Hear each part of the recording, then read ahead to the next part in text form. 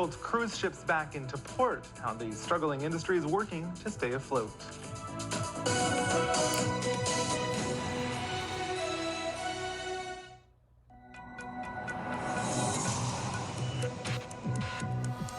Each day, there are millions of stories. Each one can open new perspectives, new possibilities. Wherever you look, we are there to see, discover, explore. We put the pieces together to find what really matters to you, all around the world, all around the clock.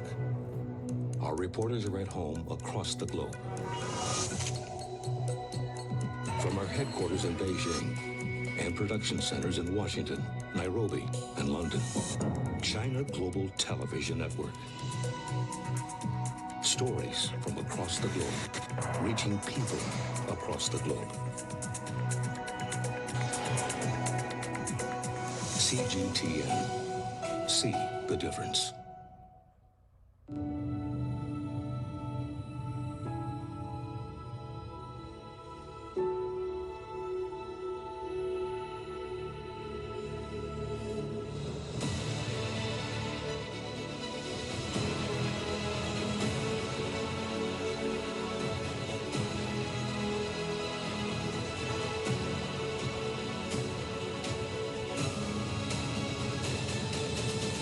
CGTN Europe.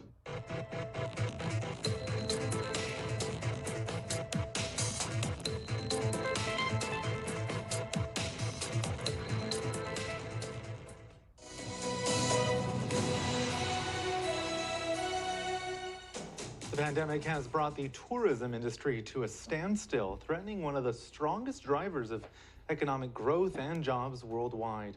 World Travel and Tourism Council says the industry contributed nearly $9 trillion to the global economy in 2019, accounting for just over 10% of global GDP.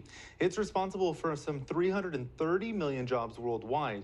It's about 10% of the global workforce. The sector saw 3.5% growth in 2019, outpacing global economic growth for the 9th consecutive year.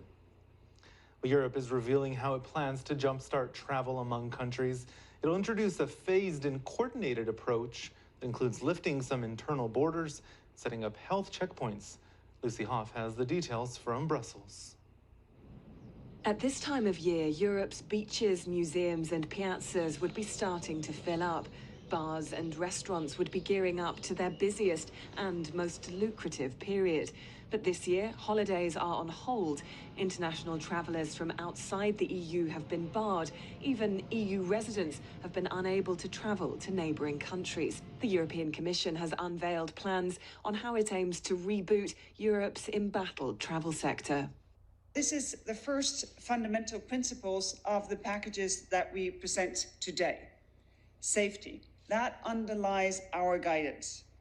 And that means taking gradual, careful steps to help travel restart in line with what science tells us.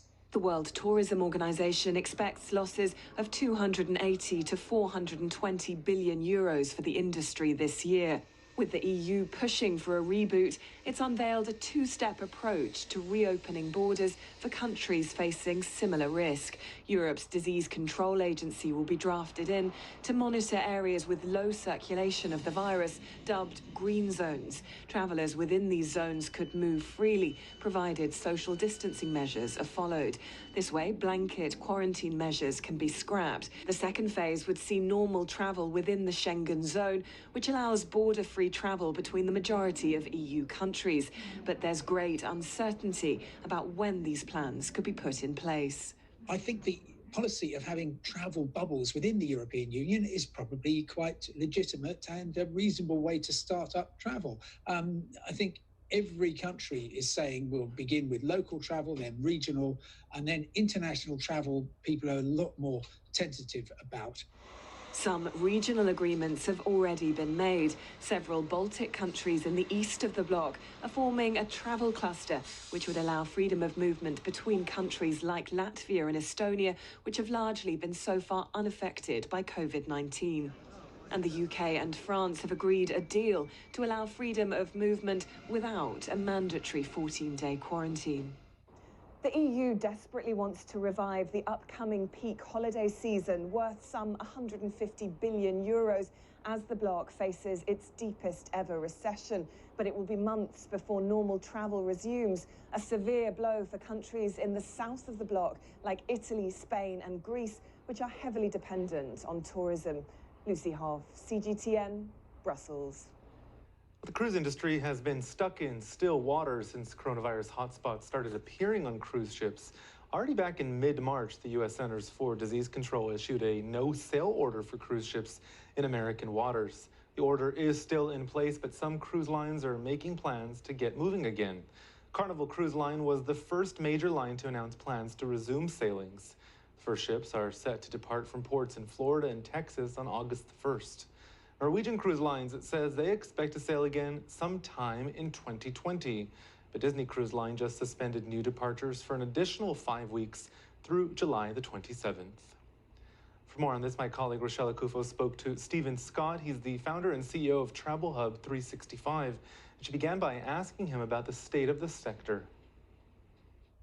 It's an incredible time for the entire industry. They're trying to get things started again. They're trying to put plans in place. But I do think it is too soon. We've got too many pockets around the United States that are either flaring up or not flaring up. But I do applaud the cruise lines for working towards a goal, working towards those plans, and trying to communicate that message out on what they're going to do. And certainly, you know that employees of a lot of these cruise lines are just sort of watching and waiting to get up and running again. But were we seeing any sort of pent-up demand for cruises to justify restarting, or was this purely an economical decision? You know, it's always a balance. They're trying to figure out how to keep operating because they do have very strong demand for 2021. So our agency, we've been getting the calls in for next year. Certainly later in 2020 is of interest. But what you're going to find is the virus, as much as it is global, it's very local and regionalized. There are going to be people who they feel the effect of the virus or they feel like they're in a war zone. And then there's others that are either thinking it's non-existent or they look around their town and everything seems okay. The cruise line has to try and figure out how to deal with that. Who are they opening for? What countries are going to be sourced to be able to fill those ships?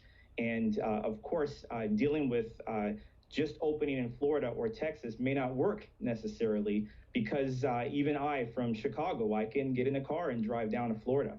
That does not mean that simply opening a cruise ship from Florida or Texas is going to be the answer. So then what measures have the cruise lines put in place to protect passengers and crew from potentially another outbreak? You know, they're doing a lot to ensure that the standards that they already have are being upheld and then taking that another step forward.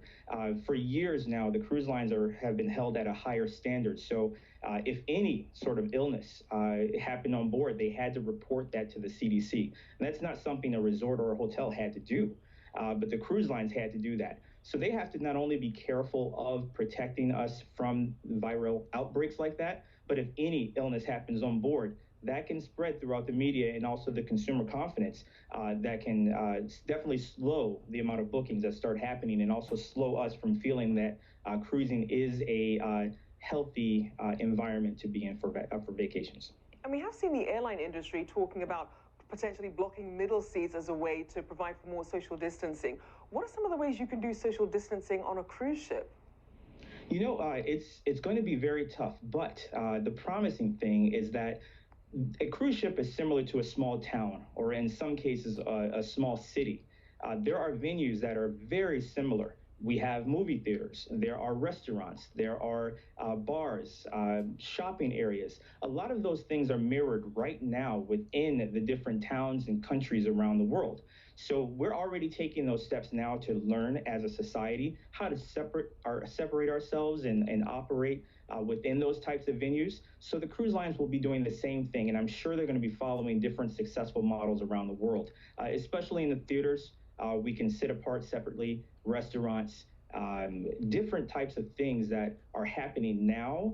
We will be able to do that on board a cruise ship, but I think we still have a few more steps to go to make that a success. Now, I want to talk about the biggest cruise ship in the world, Royal Caribbean's Symphony of the Seas. Now, that can accommodate more than 5,500 passengers, and that doesn't even include all the staff and crew. Are people any safer on smaller ships versus some of these huge mega ships? That's a great question. I don't think the investors would want to hear this, but a 5,000 person ship, they may have to start selling that and capping it off at a smaller amount. If they do that, as my recommendation would be, is to allow for the space to occur on that ship in the different venues around the ship. So I would caution someone from booking onto a ship that has not just that amount of people, but that the cruise line is continuing to sell the ship to that level of guests on board.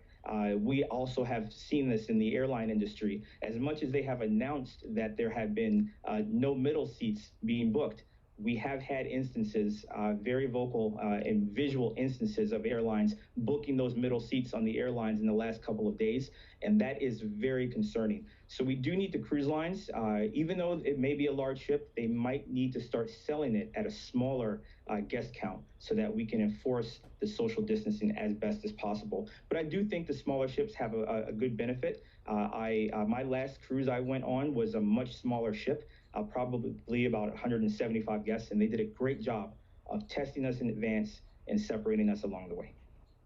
And that's our show. Do join us later for another edition of Global Business. Thanks for watching. I'm Rowie Ruttenberg in Washington.